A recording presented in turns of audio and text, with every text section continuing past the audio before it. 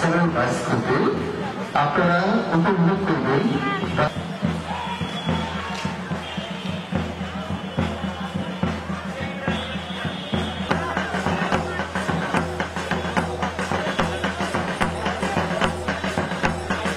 কামনা করছি এবং আজকের এই অনুষ্ঠানের শুভ উদ্বোধন ঘোষণা করছি।